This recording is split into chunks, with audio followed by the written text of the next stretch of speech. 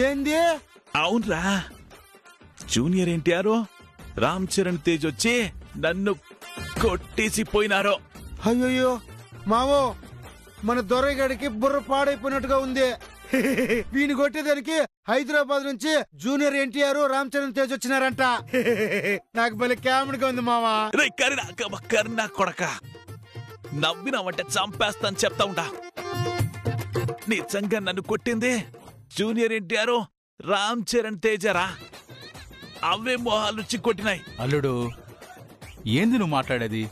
Cinema యాక్టర్లు నిన్నొచ్చేందుకు కొడతారు? వాళ్ళ మొహాలకి అవే మొహాలున్నాయి. మరి ఇప్పుడు నాకు అర్థమైంది. కొట్టినోడు మొహం తెలియకుండా ఉండటానికి జూనియర్ ఎన్టీఆర్ రామ్ చరణ్ తేజ్ మొహాలు పెట్టుకుని వచ్చినారనుకుంటా. అంతే కదా మచ్చా? అంతే. వాళ్ళ మొహాల్లా కనపడలా. జూనియర్ ఎన్టీఆర్ మొహం, రామ్ చరణ్ తేజ్ మొహం పెట్టుకుని నన్ను కొట్టినారు.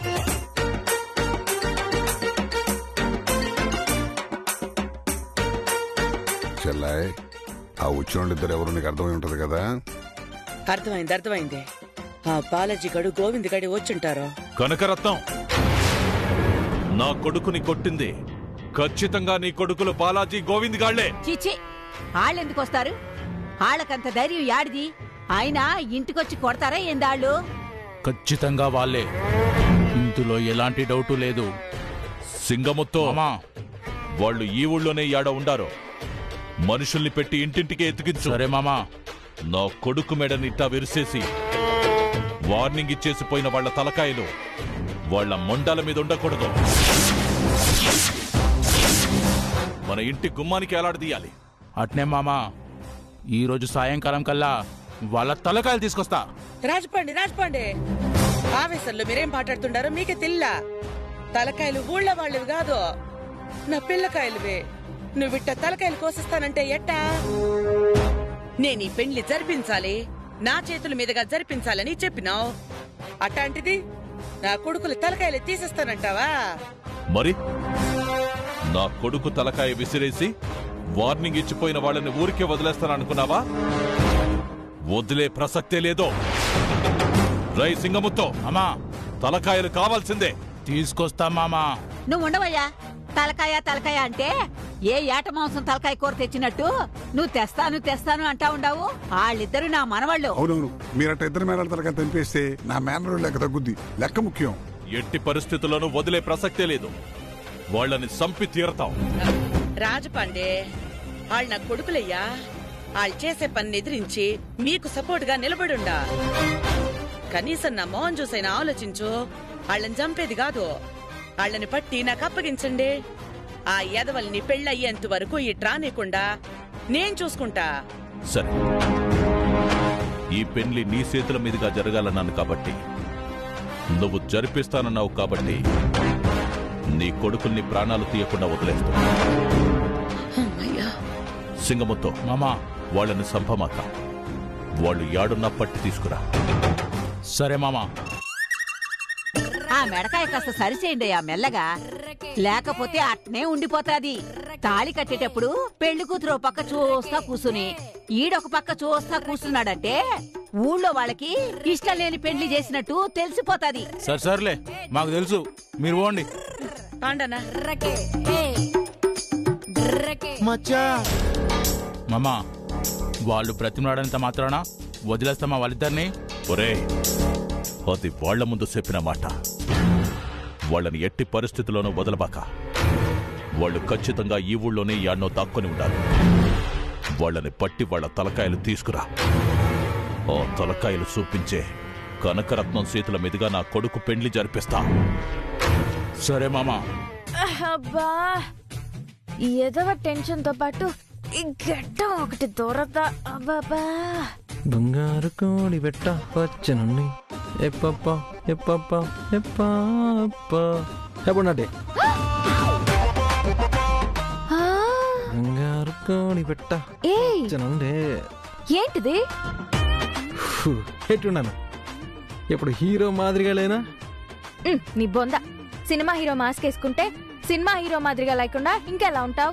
అంటే ఏందే, సినిమా హీరో మాస్క్ వేసుకుంటేనే హీరో మాదిరిగా ఉంటానా? లేకపోతే హీరో కదా నేను? నువ్వెప్పుడు నా హీరోనే, నా బంగారం. ఇప్పుడు బాగానే మేనేజ్ చేస్తుండవులే. ముందు డ్యామేజ్ చేసేసి ఇప్పుడు మేనేజా? ఏం డ్యామేజ్ చేయలేదులే గాని, అయినా నువ్వేంటి మాస్క్ వేసుకుని చిన్నపిల్లాట్లాగా? ఏంటి చిన్నపిల్లలాగానా? ఇప్పుడు మనం చేసిన ఘనకార్యం చెప్పినానంటే ఎగిరి గంతేస్తావు. ఏం చేసావు? ఏదో కొంప ముంచే ఉంటావు. ఏం కొంపు ముంచలా, వాడు నీ మెడ విరిచినాడు కదా.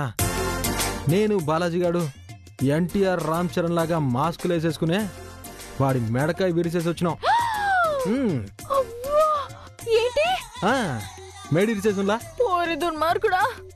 ఏందా దుర్మార్గుడా? నిన్ను ఆడదాని వాడు కూడా చూడకుండా గొంతు పట్టుకుని పైకి లేపాడు, మెడ విరిచేసినాడు. వాడి మీద పోయి జాలి చూపిస్తున్నావు నువ్వు? వాడు నన్ను మొగాడు అనుకుని కదా అలా చేశాడు. వాడేమైనా అనుకోని మా మగతనం మేము చూపించినాం. బుద్ధి లేదు నీకు. ఎవరైనా చేస్తారా ఇలాగా? ఇంకేం చేయాలా?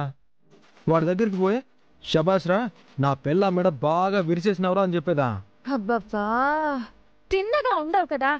ఇప్పుడు వాడు పూరిని పెళ్లి చేసుకునే ఆలోచన విరమించుకునేలా చెయ్యాలే తప్ప ఇప్పుడు పోయేసి ఫైటింగ్ గట్రా అవసరమా? అవసరమా? అవసరమైతే యుద్ధాలు చేయాలి, రాజీలు పడాలి. ఇది రాజీ పడే టైం కాదు, యుద్ధం చేసే టైం. అందుకనే యుద్ధానికి పోయిచ్చినాం. అయ్యో మహానుభావా, చాలు నీ యుద్ధం. ముందు ఇక్కడ గొడవలేవి జరగకుండా సైలెంట్ గా ఆ దొరై పాండి పూరిని పెళ్లి చేసుకునే ఆలోచన విరమించుకునేటట్టు ఏదైనా ఆలోచన చెయ్యి. ఏమన్నా చెప్తే వినే రకమాలు మొరటి రౌడీ ఏదోలో. ఏంటా మాటలు? లేకపోతే వాళ్ళకి మర్యాద ఇచ్చి మాట్లాడాలా? పోయే చాలే. ఇప్పుడు దొరై పాండియే పూరి నాకొద్దు అని చెప్పేలా చేశామంటే ప్రాబ్లం సాల్వ్ అయిపోతుంది. అది నేను చెప్పేది. వాడు ఎందుకు చెప్తాడు? పూరిని వాడిని పెళ్లి చేసుకోవద్దని చెప్పినందుకే నేను గొంతు పట్టి పైకి లేపినాడు. వాడే ఒప్పుకుంటాడు. అదే మనం ఆలోచించాలి. వాడి మనసుని ఎలా మార్చాలా అని ఒక ఉపాయం చేయాలి. వీడన్ని అపాయాలు తప్ప ఉపాయాలు ఏం లేవు. ఆలోచిస్తే అపాయాల్ని కూడా ఉపాయాలుగా మార్చుకోవచ్చు. మాటలు బానే చెప్తావు బా. అపాయం ఉపాయం అనే ఇవన్నీ ప్రాక్టికల్ గా అయ్యేవి కావు. ఎందుకు అయ్యే విషయాలు కావు? నువ్వు తలుచుకుంటే అవుతుంది. నేను తలుచుకుంటానా? ఏమవుతుంది? నువ్వు తలుచుకుంటే అయిపోతుంది బా. నువ్వు ఎక్స్పెక్టేషన్స్ మరీ ఎక్కువ పెట్టుకుంటా ఉండవు. సరే చెప్పు, ఏం చేయాలా? అయ్యే ఉంది. ఇప్పుడు నువ్వైతే ఆడవేషంలో కొత్తిలా ఉన్నావు. అనబాకబ్బా, సిగ్గేస్తున్నది. ఇలానే సిగ్గుపడుతూ మెల్లగా ఆ దొరై పాండిని లోకి దింపు. ఏందే ఏమనుకుంటా ఉండవు నువ్వు? సరే నేను మగ అన్నయ్యుండే ఇంకో మగానే ఇట్లాంటివి మా ఇంట వండలేవు. చిచి ఏ నువ్వు మగాడివని నీకు తెలుసు, నాకు తెలుసు. వాడికేం తెలుసు? ఇక్కడ నిన్న అందరూ ఏమనుకుంటున్నారు? పుష్ప అనుకుంటున్నారు. నువ్వు మెల్లగా నీ హోయలతోటి వాణ్ణి అట్రాక్ట్ చేసి నిన్ను ప్రేమించేలాగా చేసుకో. ఆటోమేటిక్ గా పూరిని వద్దనేస్తాడు. చూడు, నువ్వు ఉపాయం ఉపాయం అని చెప్పి నన్ను ఏదో పెద్ద అపాయంలో పడేసేటట్టున్నావు. ఇవన్నీ అసలు కుదరవు. ప్లీజ్ ప్లీజ్ ప్లీజ్, నా బంగారం కదా, ప్లీజ్ ప్లీజ్. నా బుజ్జి కదా, నా లడ్డు కదా, నా తండ్రి కదా. పురుష ప్లీజ్, చెప్పేది వినొచ్చు కదా. నేను వినను గాక వినను, ఆయన నేను పోయి వాన్ లవ్ చూడడం అంటే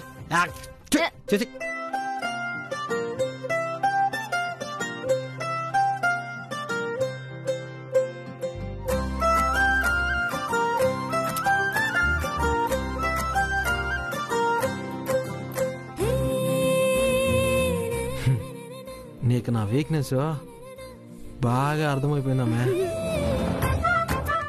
మరీ వాడిని లవ్ చేయాలంటే చూడు, గోటుతో పోయేదాన్ని గొడ్డలి దాకా తెచ్చుకోకూడదు. వాడి మనసు మారిస్తే సింపుల్ గా అన్ని వ్యవహారాలు చక్కదిద్దేయచ్చు. అందుకని మెల్లగా ఆ దొరై పాండిని ముగ్గులోకి దించే. పొన్నటి దారుణమే ఇది. పురుష, నువ్వు చేసేయగలవు పురుష. నువ్వన్నీ లవ్లోకి దింపే చెప్తా. అంతే అంటావా? అంతే. దొరై పాండే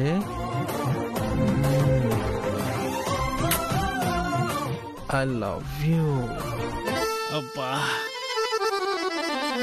అమ్మా అబ్బా అమ్మా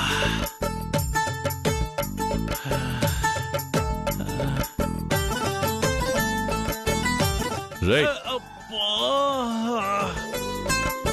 ఆ తలకాయ అట్టా పెట్టుకుని అటు ఇటు తిరక్కపోతే తిన్నగా కూకోవచ్చు కదరా. నాకిట్ట జరిగిన తర్వాత కూడా నీ మెడకాయ మీద తలకాయ పెట్టుకుని తిరుగుతా ఉండవు చూడు. దేనిట్ట తిరిగితే తప్ప పోనాయనా. కర్మ. రై సింగముతో చెప్పు మామా. ఈడి పెళ్లి పనులు మొదలు పెట్టేదానికి సీరియల్ షాపుని సీరియల్ తీసుకురమ్మని చెప్పినాం కదా, వాడింకా సావలేదా? నన్ను కొట్టి నా మెడకాయ ఇరిసేసిన వాళ్ళిద్దరి తల తీసుకురాకుండా ఇప్పుడు చీరలు తెప్పిస్తుండారా మీరు? చీరలు మాత్రమే ఎందుకు, గాజులు కూడా తెప్పించు, తొడుక్కుని కూర్చుంటా. ఛీ! అబ్బా అమ్మా అబ్బా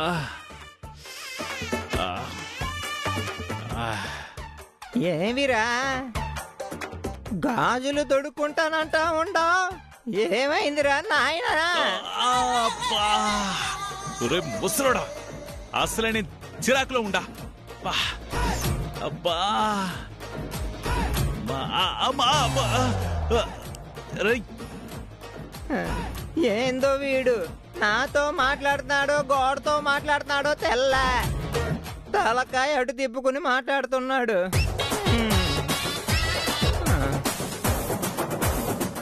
ఏంది చీరలో గాజులు అంటా ఉండారు? ఏంది విషయం? నీకెందుకురా ముసలోడా, నువ్వు పో. రేయ్ ముసలోని కాబట్టే మంచి చెడ్డ చెప్తా.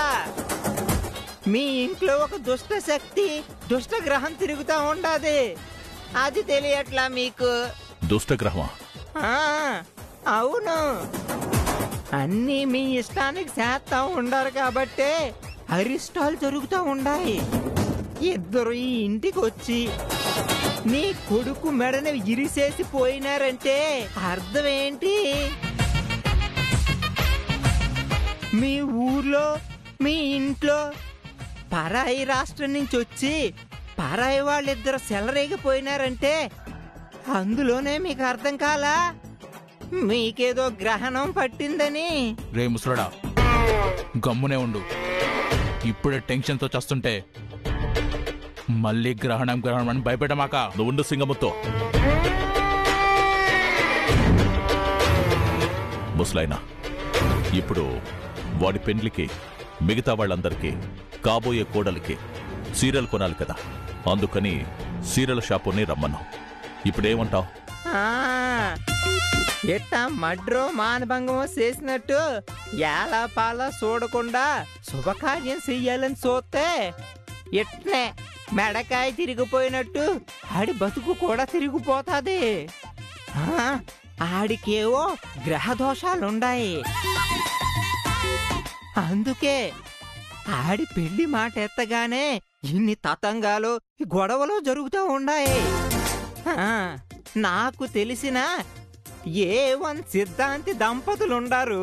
వాళ్ళ కానీ వచ్చి మీ వాడి జాతకం చూస్తే అసలు ఉన్న దోషాలేమిటో, దోష పరిహారం ఏంటో తెలిసిపోతుంది.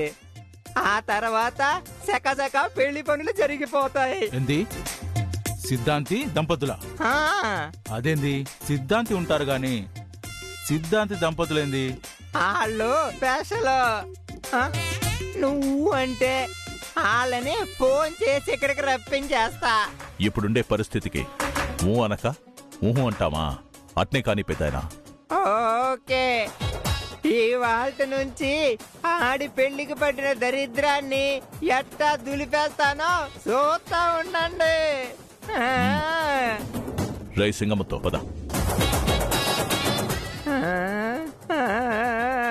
చూస్తా ఉండండి.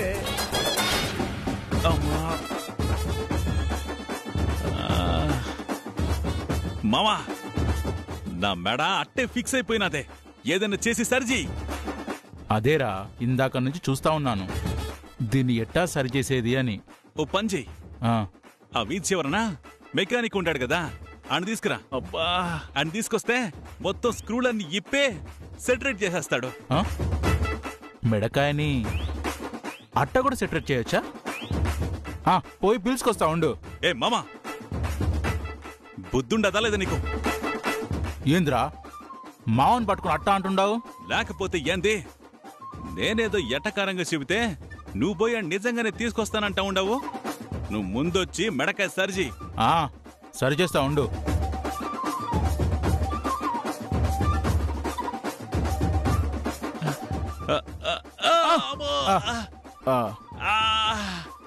అయ్యా బాబోయ్, చెయ్యేస్తే కలుక్కుమంటా ఉండాది. సరే సరే. హలో దొరై. పుష్ప,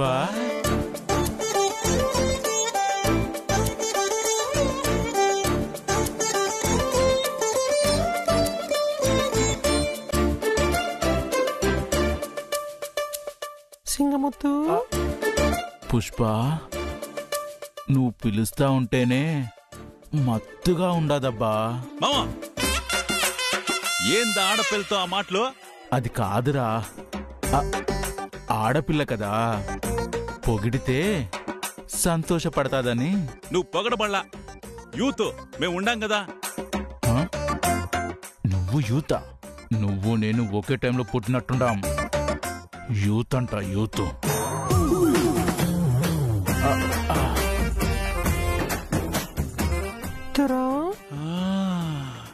పుష్ప, మెడనొప్ప. అవును పుష్ప, కదల్చలేకపోతా ఉంటాను. మేడం మామూలు పొజిషన్కి రాలా. మామూలు పొజిషన్లోకి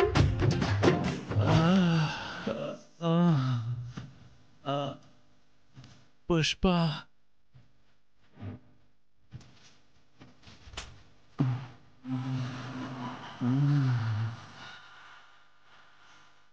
అయిపోయింది. అవ్వా,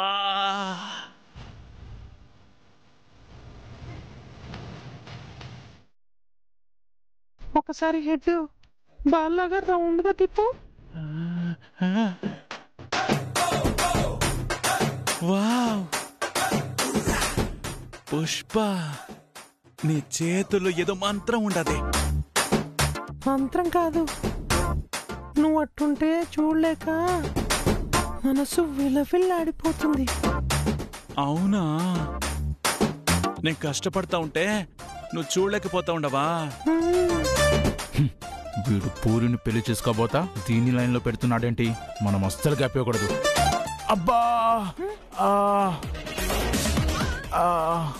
ఏమైంది సింగముత్తు? నడుం పట్టేసింది. బానే ఉన్నావు కదా ఇందాక? వంగగానే పట్టేసింది. ఇప్పుడు నీకు నడుం పట్టాలనా?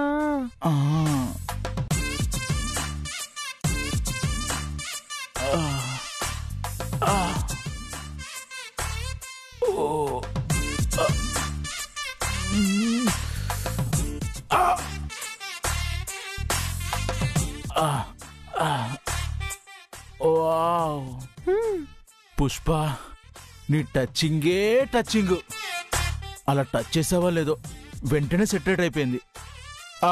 Thank you. ఇందాక వెనకాల నుంచి వాటేసుకొని సరిచేసావు. అది వైద్యం చేసిన నీకు నైవేద్యం వద్దా? మామా, ఏంది? లేదురా, థ్యాంక్స్ చెప్పుకోవద్దా పుష్పకి? థ్యాంక్స్ నేను చెప్పుకుంటాలే, నువ్వా. కక్కుర్తి నా కొడుకు, జైల్లో ఉండొచ్చినాడు కదా, కరువులో ఉన్నట్టుండాడు. పుష్ప, నువ్వు చూస్తా ఉంటే స్వర్గంలో ఉన్నట్టుండాది. స్వర్గం చూపిస్తాగా.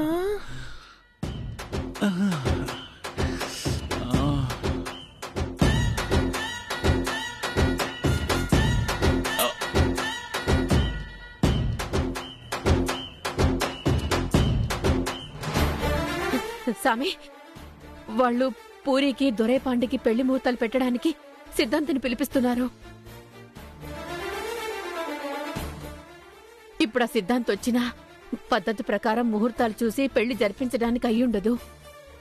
వీళ్ల అనుకూలానికి రేపో మాపో ముహూర్తం చూసి పెట్టి ఆ వెంటనే పెళ్లి జరిపించడానికి ఏర్పాట్లు చేస్తారు. మన కళ్ళ ముందే మన బిడ్డ గొంతు కోయాలని చూస్తున్నారు. ఒక అమాయకురాలి గొంతు కోయడానికి వాళ్ళకి మనసు ఎలా వస్తుందో.